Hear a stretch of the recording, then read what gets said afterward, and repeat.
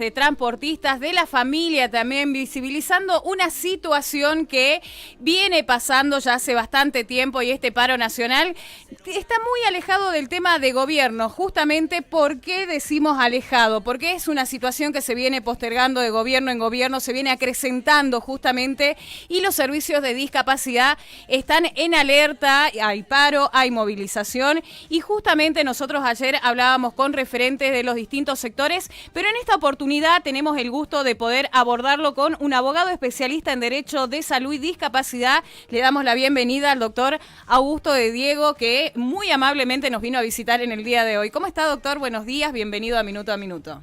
¿Qué tal, Carla? ¿Qué tal, Hugo? Buen día a los dos. Gracias por invitarme. Muy bien, con frío, pasando la ola polar igual que todos, pero bueno, aquí estamos dando la batalla, ¿no? Exactamente. Bueno, nosotros queríamos abordarlo justamente desde los distintos planos, no solamente hablar con los prestadores de servicios, sino también hablar de un derecho elemental que muchas familias ven vulnerados de un tiempo acá y no solamente a nivel nacional, sino puntualmente en nuestra provincia. Efectivamente, hace relativamente un par de días atrás comenzó esta iniciativa que consiste en un paro de muchos prestadores de salud en virtud de el mal arancelamiento, las demoras en los pagos y demás cuestiones que hacen al ejercicio de la profesión de todos aquellos que trabajan a diario con la discapacidad. Bien, nosotros decimos postergado, ¿no? Algo que viene peleando la familia, el tema laboral, el tema de las prestaciones, el tema de salud, la calidad de vida de las personas con discapacidad y de todos el contexto más cercano. Ahora ponemos en agenda hablar de prestadores, pero la verdad que es una batalla diaria que vienen librando justamente las familias para poder acompañar una situación latente, ¿no? Que bien ahí tenemos la posibilidad ahora de poder desgranar, como quien dice, el tema del derecho a la discapacidad. Sí, en realidad es una cuestión que viene germinándose, por así llamarlo, ¿no? Desde el año pasado, en donde desde la Administración Nacional avisaron en prácticamente uno de los primeros anuncios que hizo Presidencia de la Nación, de que se iba a venir un ajuste, que se iban a venir recortes y demás cuestiones, y curiosamente uno de los sectores en donde más impactó esta especie de recorte o de falta de actualización ha sido discapacidad, en razón de que la ANDIS a lo largo de todo el 2024 prácticamente determinó, si mal no recuerdo, tan solo 1 o 2 aumentos en lo que son las cuestiones arancelarias de los prestadores de discapacidad, de los profesionales de la discapacidad, y esos aumentos que se hicieron o que se dispusieron durante todo el 2024, que fueron, si mal no recuerdo, 1 o 2, no llegaron a superar un piso de un 3%,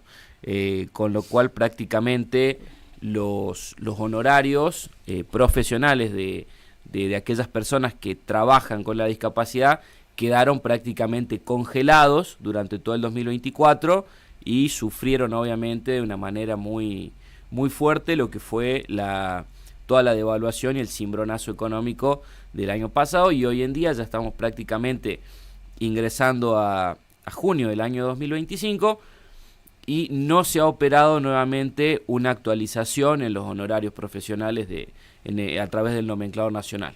¿Qué tal? Y te consulto, de acuerdo a tu opinión, ¿no? Y tu visión de esto, porque realmente es muy llamativo esto de la falta de actualización. Hablaste de un 3% en el año, cuando la inflación anual había sido 38%, con lo cual es evidente que algo pasó. La pregunta es, ¿piensa que esto es a propósito para que haya menos abogados interesados en representar a personas con discapacidad?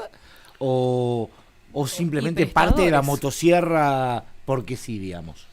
No, esto me parece que obedece lisa y llanamente al plan de recorte del gobierno. No me parece que sea una cuestión referida a evitar judicialización y demás cuestiones, porque a contrario sensu, cuanto de menor calidad son las prestaciones que se dan en un determinado sector, más trabajo solemos tener los abogados. Entonces, en ese sentido no creo que obedezca a una cuestión de evitar que hayan abogados o profesionales del derecho que representen a las personas con discapacidad, sino que creo que lisa y llanamente obedece al plan motosierra, como bien lo mencionó usted, Hugo, y que bueno, parte de esa motosierra impactó de lleno en lo que es la discapacidad, ¿no? ¿Cuántas personas, digamos, en Jujuy aproximadamente están afectadas por estos recortes?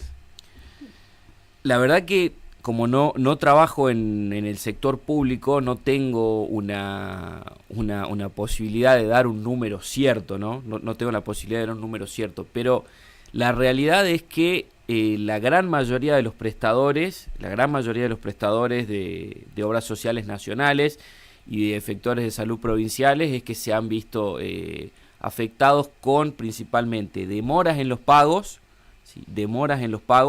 E inobservancia de parte de los efectores de salud en depositar el dinero que se gira desde Superintendencia de Servicios de Salud de la Nación a los prestadores. Que si bien pese a esta situación de recorte y demás, también hay que mencionar que el gobierno nacional modificó un decreto de la ANDIS en donde anteriormente se les daba de 90 a 120 días a los efectores de salud para acreditar los pagos a los prestadores. Ahora el Ministerio de Salud modificó ese decreto y les da un plazo de 20 a 30 días para acreditarlo. El problema es que ninguno de los efectores de salud, llámese obras sociales nacionales o prepagas, que reciben el subsidio de la ANDIS para cubrir las prestaciones de discapacidad desde el Fondo de Redistribución, dan cumplimiento con los prestadores de acreditar los pagos en ese plazo.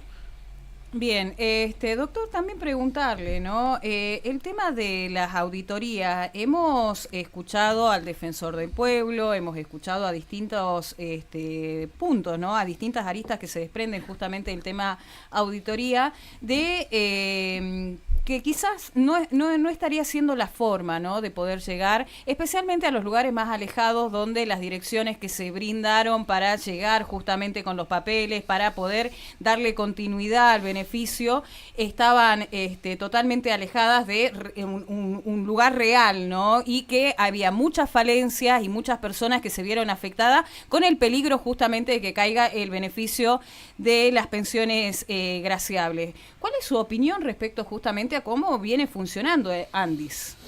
Bueno, en primer lugar, la cuestión de las auditorías, es decir, a ver, yo no soy enemigo de parte del control estatal, ¿sí? Es decir, ¿por qué digo que no soy enemigo de parte del control estatal?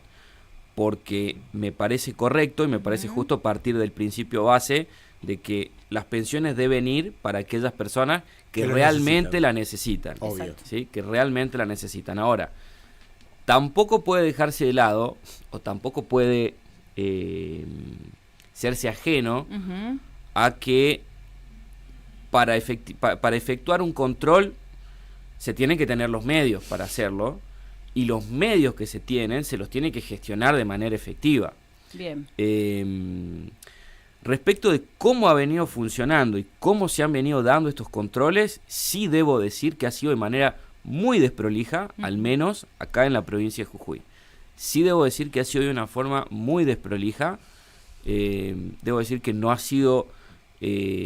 se ha comunicado de manera clara a las personas con discapacidad, acreedores de algún tipo de pensión, ¿sí?, de parte de ANSES o de algún beneficio de la seguridad o de algún beneficio social, sí, cómo tenían que concurrir, qué documentación debían llevar. Simplemente les llegaba una carta documento en donde se les decía que tenían que concurrir a tal lugar, tal piso, tal otro, para efectuar un control respecto de la renovación de su pensión. Nada más. Es decir, desde ANSES, desde la ANDIS, están brindados datos personales de todos los acreedores de pensiones, dan un número de teléfono, dan una casilla de correo electrónico, es decir, hay otras maneras, hay otros medios de informar a la gente, de llegar a las personas, de mencionarles cómo tienen que concurrir, con qué papeles deben ir. He recibido por lo menos 7, 8 consultas de personas, a las cuales en el estudio hemos recibido consultas de personas que les ha llegado la famosa carta documento preguntándome si directamente le iban a quitar la pensión. Yo le digo que no, que tienen que concurrir con todo un resumen de su historia clínica, con todos los pedidos médicos que se les hizo, con principalmente un resumen, ¿sí?, de su médico de cabecera, mencionando su discapacidad y demás, y bueno, ver obviamente, concurrir, hacerse presente, mostrar los papeles, y bueno, obviamente concurrir a la evaluación, ¿no?, a la evaluación de control. Ahora, el problema es que a la mayoría de las personas se las ha citado a la capital. Claro. ¿Sí? A la mayoría de las personas se las ha citado a la capital. Y en San Salvador, en la provincia de Jujuy tenemos un montón de localidades, un montón de ciudades alejadas de la capital, y las personas con el nivel de discapacidad que se requiere para tener o para acceder a una pensión de la ANDIS y de la ANSES, se le cuesta, se le dificulta mucho trasladarse 100, 200 kilómetros en transporte público, porque la mayoría no tienen vehículo particular, en transporte público o en un transporte benévolo de alguien que los quiera acercar al lugar donde se los ha citado. Entonces, cuando digo que es desprolijo, es que no se han contemplado estas situaciones y no se han previsto la posibilidad de hacerlos concurrir a centros de salud, a lugares de atención de la salud que estén en las principales ciudades de cabecera, ¿sí?, no solamente San Salvador, de la provincia. Es decir, podemos tener gente que está en un municipio como El Tala, por ejemplo, que está sumamente alejado. Sí, La Puna. En La Puna, es decir, no costaba nada, sino simplemente organización que la verdad que no demanda un esfuerzo muy grande, de citar a personas de localidades, por ejemplo, del Ramal a San Pedro o Ledesma, o de La Puna y de La Quebrada, ciudades como Tilcara, como Mahuaca, como La Quiaca, para que hagan, o como Abrapampa, estos tipos de controles. Pero no se hicieron, se citaron a prácticamente todas las personas a la capital, y eso pone obviamente o dificulta el control, en el sentido de que va a haber mucha gente que no va a poder concurrir. Doctor, esto es una opinión personal, ¿no? A ver, Sí. Me parece que muy difícil no ver como una estrategia adrede para que gente pierda la pensión por discapacidad. No hace falta ser un experto en la geografía de Jujuy ni en ningún lugar, sabiendo que si una persona con discapacidad está citando a 250 kilómetros, que encima va a tener que pagar el transporte público a la ida, a la vuelta, una estadía, un almuerzo, todo, probablemente, primero, no se entere, como decía Carla, porque a lo mejor llega la documentación a un domicilio donde no vive, pero seguramente muchos no se presenten, porque aparte, como dice usted, algunos creen que esa carta de documento es la eliminación del subsidio.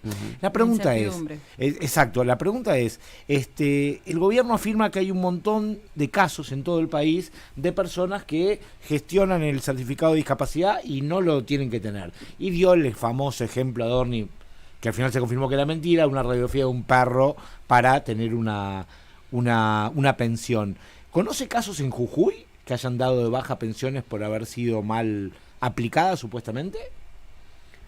Personalmente no me ha tocado conocer ningún caso de alguien a quien le hayan quitado la pensión o le hayan quitado un beneficio. Ahora, como las pensiones que se otorgan a través del ANSES o a través de la ANDIS, o por la ANDIS a través del ANSES, como se lo quiera llamar, el mecanismo de otorgamiento, al ser un derecho adquirido, para quitarlo, para retirarlo, como bien menciona usted, Hugo, hay que demostrar que hay causales graves que justifiquen, ¿sí?, retirar ese beneficio. Y bueno, la causal más grave que podría haber es un falseamiento de datos.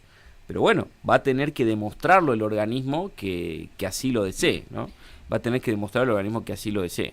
Teniendo en cuenta justamente cómo es el proceso burocrático, ¿no? Esto de llegar a las auditorías médicas, pasar por las personas idóneas justamente abocadas a lo que es el otorgamiento del certificado único de discapacidad, ¿no parecería llamativo justamente de que esto suceda? Teniendo en cuenta cómo es el funcionamiento acá en la provincia de Jujuy, no hablemos de las otras provincias, ¿no? Hablando justamente de lo que es acá, que pasan por un proceso para otorgar el certificado único de discapacidad.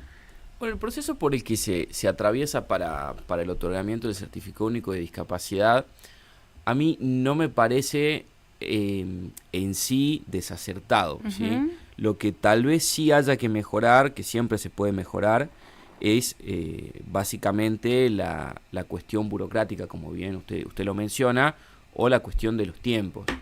¿Por qué digo yo que no me parece desacertado el procedimiento y la evaluación por la Junta Médica?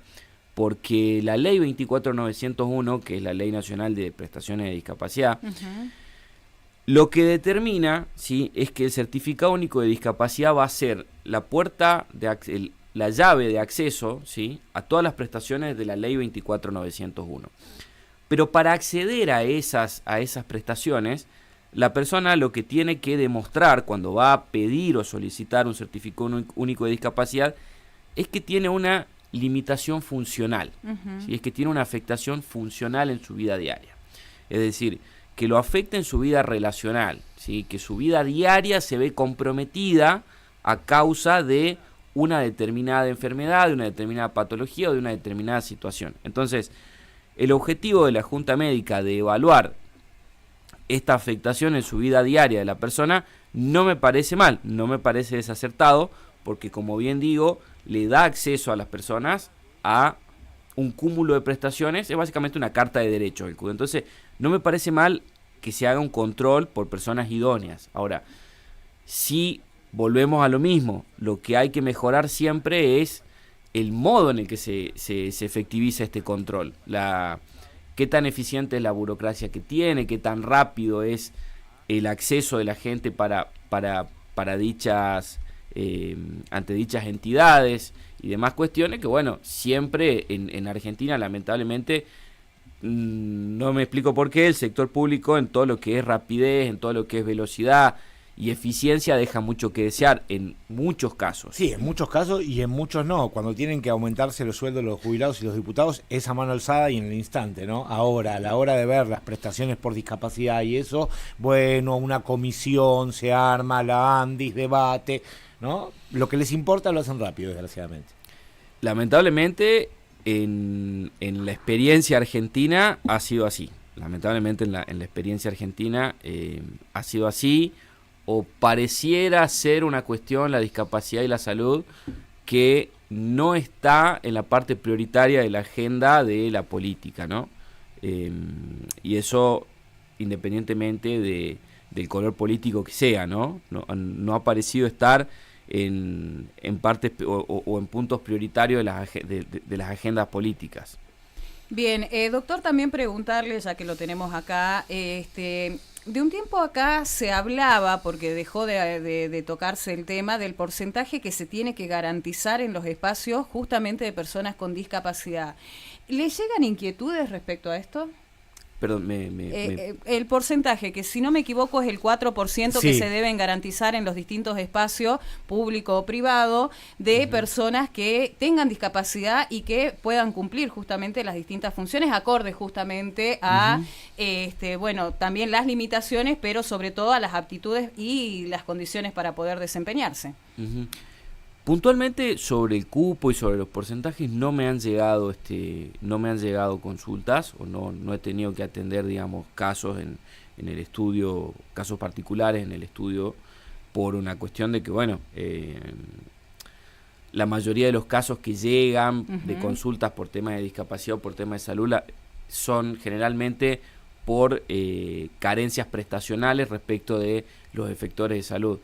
Pero al menos en mi experiencia personal, las veces que he tenido que ir a algún organismo público, principalmente a algún organismo público, sí he visto que ese cupo estaría cubierto. En organismos públicos se ve más. Ayer hablamos con Carla al aire que en los comercios, en las empresas se ve menos. En el ámbito privado no estaría cumpliéndose eso. Sí. Yo la verdad del ámbito privado, de las empresas, como les digo, no las frecuento tanto, porque como yo trabajo en el sector privado, a donde más me dirijo es hacia dependencias públicas, entonces puedo hablar solamente de mi experiencia, y es que en la mayoría de los lugares públicos donde me ha tocado, digo que principalmente es la parte de tribunales, parte de algún ministerio y demás, sí he visto la presencia de trabajadores de personas con discapacidad que están contratados como personal de planta. Entonces los efectores de salud se agarran de eso para no cubrir o pagar lo que ellos quieren, cuando por las sentencias judiciales, por la jurisprudencia, ya está determinado el monto que se les debe pagar. ¿Cuánto?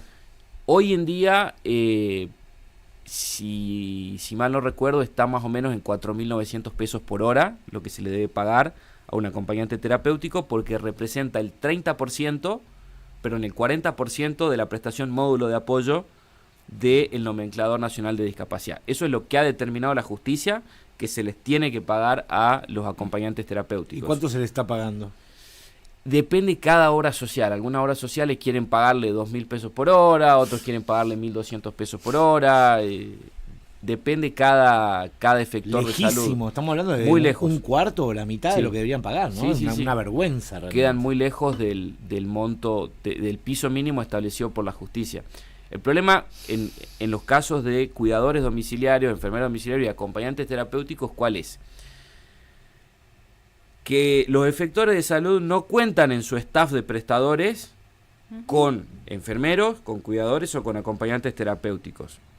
Si contaran en su staff con uno de ellos y estuviera contratado por ellos, no habría problema que se le paguen esos honorarios, porque estaría aceptando este prestador Sin un acuerdo de partes. que le paguen Totalmente. eso. Ahora, el problema es que como ellos no cuentan con estos prestadores, lo que pretenden es fijarle unilateralmente los honorarios a una persona o a un profesional que es externo a la obra social, y que el familiar o la persona con discapacidad debe salir al mercado a buscarlo, porque los efectores de salud no cuentan en su nómina con esta especialidad. Entonces, deviene sumamente injusto y deviene sumamente ilegítimo pretender establecerle unilateralmente los honorarios. Claro. Entonces, estas cuestiones terminan generalmente judicializándose porque, ¿qué le dicen los profesionales? No, yo por ese monto no voy a trabajar.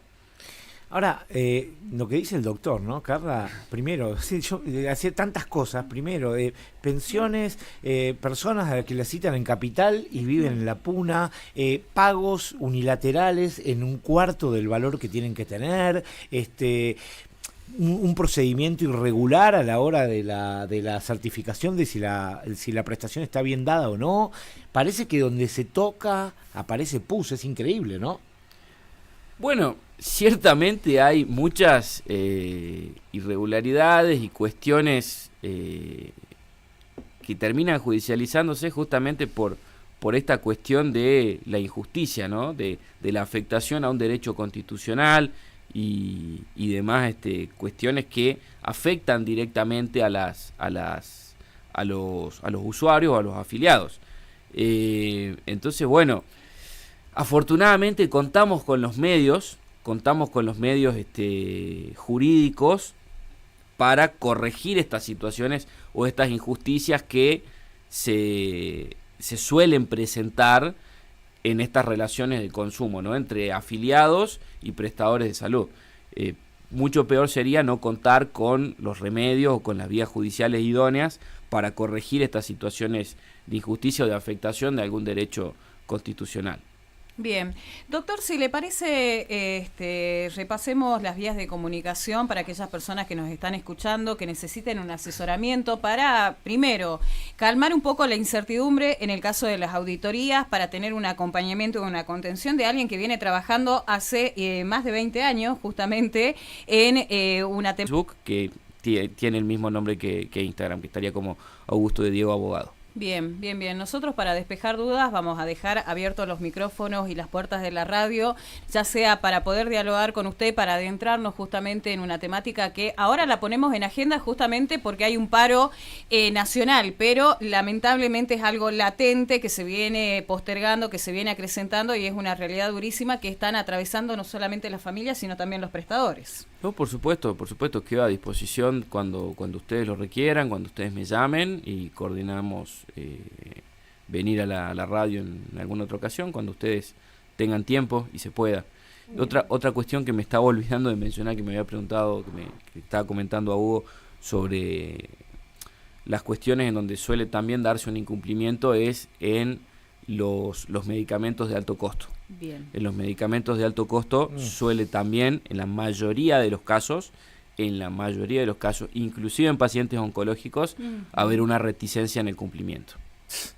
A ver, una reticencia en el cumplimiento a un paciente oncológico es igual a ponerlo en riesgo de vida. Ya no, el nivel de insensibilidad ya llega a niveles extremos, digamos. A un paciente oncológico no puede esperar que llegue la autorización para que le den el remedio. Le tienen que dar el remedio.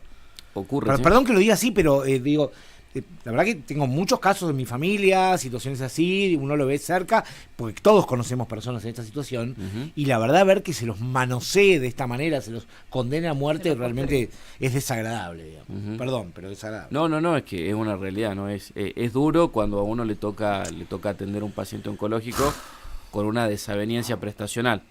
Pero bueno, es una realidad, es una realidad que no es la más agradable de todas, es una verdad incómoda, como se suele decir, pero como lo mencioné antes, afortunadamente contamos con los remedios judiciales para corregir estas situaciones de injusticia tan flagrantes y tan notorias, ¿no? Bien, por último, por acá me piden que repita nuevamente el número de teléfono, doctor. Es 388-461-6715.